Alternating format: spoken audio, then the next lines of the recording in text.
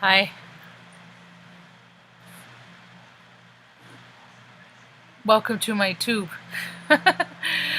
I'm Standing Turtle, Hailkin Path. I just like having these little talks on the way I feel about things, and I felt like the energy was so dense, so heavy, that I had to talk a few things out before I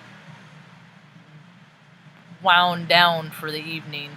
Mom just went and laid down. She stayed up late. This is late for her. Anyway, uh, few things. I spent a lot of time outside grounding today because I just was bouncing all over there, all pinging at other people. If other people call it words that I don't like, so I'm not going to call it that. But I just had a lot of Kundalini life force energy. I like those words, and I had a couple synchronicities as to why I even did the talk, because there's a couple times I'm like, nah, I don't like doing talks in that late because I get too heady about stuff, and I can get too much into my Scorpio moon, and it's just better sometimes for me to stay out of freaking situations than get out of situations and certain mindsets. So here I am. I made some notes. I wanted to talk about a co-op, and this one of the synchronicities is why I did this is because Anastasia Astrology, is that her name? I like her reports. I like her perspective on things. I really appreciate her take on things. And Anastasia Cosmic Astrologer, she liked my comment, and then I went and looked at them like, what did I say? And then somebody else said that they were going to Mount Shasta soon. I'm like, hey, maybe I'll see you on the trails. That's my home. That's why I'm trying to move back to. Well, I grew up in Redden. Actually, I grew up in Central Valley, the armpit of California. I mean, the cream of the crop came from there. Redden. We're so hick we dropped the G. Ricky Javaris in his last talk said he's like, I'm RG, the original gangsta. I'm like, I'm Margie, the spiritual warrior gangster. Anyway, so dude was talking about how he was going to Mount Shasta soon. I'm like, maybe I'll see you on the trail, I just want to get a little place in the woods for me and Mom, and then I can, travel, have places that I can go within a 2-hour window. I could do my photography, or you know what, I'll travel. You need help with your technology, your network at home, your printer set up. You want me to clean up your computer, get all the bugs off. People buy new computers all the time. All you got to do is clean the crap off them. I can do that. Space out for a couple hours. Pay me frickin' $40. $20 an hour. Whatever you think I'm worth.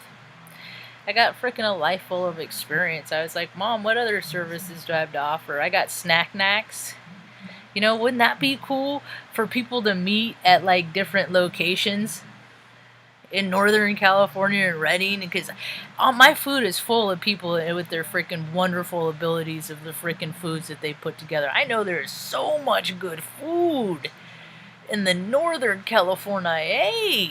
So much, glorious food. We just all meet and just have like tailgate and just do food swaps for the week. Cooperation is nature's way. I did a talk a couple years ago about how I see the world, and now I actually see an opportunity that the world could actually move into a way where people barter. Like, hey kid, you don't got no money? You want your senior portraits done? That's cool. I'll let you wash my truck, or, I got some gardening. You can come over and do some gardening for an hour or two. I'll give you, last whatever. Weddings, I'll do the same thing, Plus, I'll bake your cake. I'll be your photographer, and I'll do your pastries if you want. I'm a party planner, man. April 9th, 1974, 11:01 a.m. I live to help accentuate life and to teach other people how to accentuate life. That's my purpose. That's what Hale could do. It's all full spectrum, man. Shit happens. That's why you gotta make the best of it, because bad stuff is gonna happen anyway, and you gotta find the silver lining in anything. Everything. Dude, a young man took his own life today. He's 27 years old. His name was Benjamin. Been jamming. How long you been jamming? That's what I think of every time when I say, what's your name? They say Benjamin. Or I think, how you been, Ben? And then I wonder, I bet they heard that as often as I heard, tell Marge sent ya. So Benjamin was the grandson of a man named Elvis Presley. I started getting heady about that. I'm like, I wonder if he blew it. I wonder. See, when you have somebody else's face, people identify you to that person, and you never get to be your own person. When do you get to be your own? I mean, and I looked at pictures of him, because he's pretty obscure. He likes to, his life is private. A lot of people live that way. I guess I used to, but those days are over anyway. So it was, and then I mean, even every headline, it's Elvis's lookalike grandson, and I'm like, no, I see this young man. He was his own man. I want to know about the man. But people never want to know about the man because he looks like somebody. I talk about people's faces a lot. I think a lot of us. I mean, there's like, how many different versions of a human face can be done over and over? I mean, come on, really. It's like we have doppelgangers for that reason. We are all aspects of the same color wheel. So I know that there's men and women that have my face. They just have different body builds, different, variations of my face. People have said, oh, I know someone who looks just like you, until I see that person, and I'm like, I don't fucking see it, but whatever, in your world, that is my whatever. But the way people perceive things, it's their own personal path. I'm not here to freaking question it. Lord knows I see shit plenty weird that ain't nobody else sees, because I do done over 1,000 talks that people kind of hit on, and then they're like, what's this lady talking about? I don't know, look at all the pretty lights, looks like she lives in a light bright machine.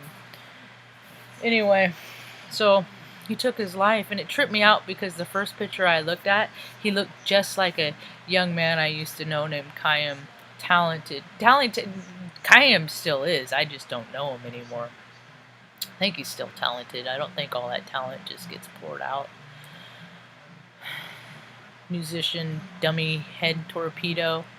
He did another song. I was looking for it the other day on the tubes, and I couldn't find it because it was like under somebody else's page, and it was like 10 years ago. It was like years ago. He had this, like, he and his Tyrell, I think that was his name. They made the best brisket I ever had too, by the way. I think that was the best brisket I ever had. Top 3 for sure.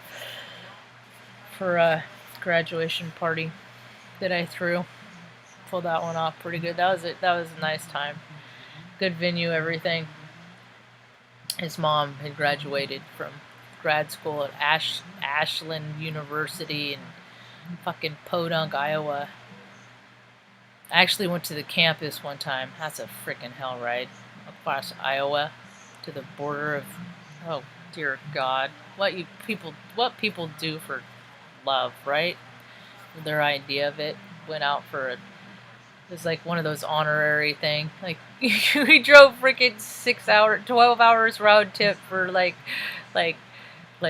Tuesday meeting cake, sheet cake. I mean, it's for you always go for the experience, right? So it made me go down a trip of memory lane, because when I saw this young man's face, I'm like, shit, that looked like Kayam, Almost to the point I almost messaged her, and I was like, well, let's be reasonable. Let's not get out of our head.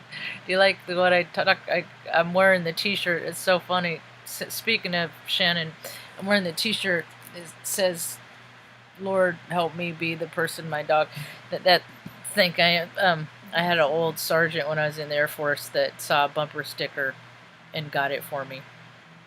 And then I got a new car or wore off or something, so I actually looked it up online and ordered another one for my new car. And then Shannon has an embroidery business in Omaha, Nebraska, so over the years when we dated, the couple years that we dated, she made shirts and stuff for me. So that's how I got my straight people like rainbows too. We actually collaborated on that one after we broke up. Then I got pissed off about something, and I'm like, I don't want to talk to you. But we were always good friends. Always just someone to pal around with, you know. Because I was always up for everything. And like, we'd go drive around in blizzards and shit in her big old freaking Wrangler Jeep before it got stolen. And I'd take pictures of stuff. It was pretty cool. I mean, yeah. There are good points, there's bad points, but it's always an ending, a dash, and an end, and it just really tripped me out about that kid, man. You know, 27 years old, and it's going to be the story, because people don't talk about their feelings, and they don't know how to address them, and they think that everyone's going to think they're weird and all that stuff. I'm like, fuck that. Who cares? Talk about them anyway. Come find me. Email me. I'll hear all your weird stuff. I don't care if you're an Adderall-induced, you know. If it don't gotta make sense to me, just get it out of your head. People gotta get shit out of their head. It don't gotta make sense to people. It doesn't matter what other people think about you. What people think about you is none of your business. People too many times are living their lives in their head, and they're comparing their lives and how they perceive it in their head to how people are lying outwardly on what their lives are like. People ain't living as great as they say they are. And the truths are coming out all over the place. It's 2020, the year of clear vision. There ain't no choice but for it to happen. How many years did frickin' Jada and Will say that nothing was wrong with their frickin' relationship? Oh, no, everything's great. I mean, they get paid to frickin' love other people. You don't think that they're gonna get that confused and stuff? You know, who even cares about that? I'm sorry I brought it up. I didn't mean to dumb nobody down, but that's just, it's like we know they lie. They get paid to lie. That's what actors do. You're playing a role. And sometimes they get things twisted and their egos get out of control. And sometimes when they leave the set, they still think they're playing a role. Because they don't got the discipline. Because when you got that much money, you can do whatever you want, whenever you want, and whenever you darn well feel like it. Where's the discipline in that?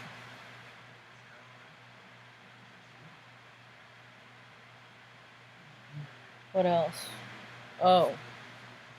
I think I'll end up on this. It's going to be a little short talk. People have always fucked with me. They've just always just messed with me. And a lot of times people would mess with me, but they would do it in a way that I didn't know they were messing with me. I thought they were trying to be my friend. I thought that they were like, hey, let's hang out. And then it's hang out and be like, oh my God, check out this chick. You know what she said? You know what she did? I find out about the double talk, the two-speak. I always find out, man. I get duped a lot. I misjudge people. Just like people misjudge me. It's a two-way street. I'm a spirit having a human experience, and I make mistakes. And best I can do is admit it as soon as I recognize I'm doing it. I'm pretty good at that. I'm getting pretty good at the amends, how to do it. Keep my side of the street clean, because I start feeling too bad about stuff I done, then I just stay in this low vibrational, perpetual machine of bad behavior, of doing things to make myself feel bad just because I feel bad. It don't make no sense anymore. So people have always messed with me. I was talking about that. I'm from Mom, and earlier, right before she went to bed, I said I never knew they were even doing it. I never even knew that they were messing with me. Never even knew it. Like, didn't have a clue, and then until Universe started saying, no, listen to what they're saying. Damn it. Damn it. I believe what I want to believe sometimes. And even the evidence is right there in my face. And I still want to believe that they just want to be my friend. Turns out they don't. See, because I ain't never been a spiteful person, because I always believed in karma so fucking much. So I never, like, I always try to walk away until I got my feelings hurt real bad, and then Then sometimes I get a little spiteful, but not since I really was a little girl. As an adult, never, ever since I, especially after not drinking no alcohol, you know, and learning hanging out with friends of Bill W for years and years and learning all of what they learned from hanging out and stuff, and you don't acquire that, you don't do things back at people. It's just bad karma. So I never understood, well, I never just mess with people to mess with. I'm a dick. I'm a jerk to people. I fuck with people. I bully bullies. I mess with people that mess with people. The ones that pick on people, because I know, that's why I don't go to bars. That's why I don't hang out, because I'll go freaking walk up to the biggest guy in the freaking room and just like start talking shit, and then I'll show the whole room that he hits girls, or he wants to, because I'll duck. But I'm like, I put people on. I show people who they really are, and it sucks because the only reason how I know who they really are is because I'm so self-aware of myself. Because all that ego stuff, I used to act like that, and I still can if I'm not careful. But the older I get, I'm a little bit more disciplined. So that's the best we can hope for, is become a little bit better version of maybe who we were yesterday, but maybe tomorrow even try or strive to be a better version tomorrow. God willing, you get to wake up, because not everybody does, than you were today. And that's about all I got for now. I hope you have a right evening. Peace.